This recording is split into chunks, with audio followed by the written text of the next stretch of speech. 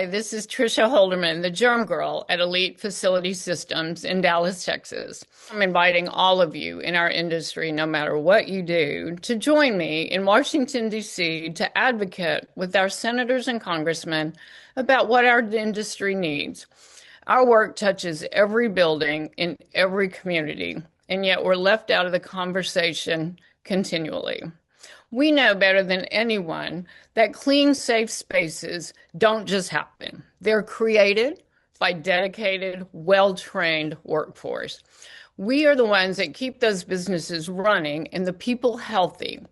That's why it's time for us to show up, speak out, make sure that the decision makers in DC understand what we need. When we come together in DC, we'll highlight our impact and push for policies that uplift and strengthen our workforce.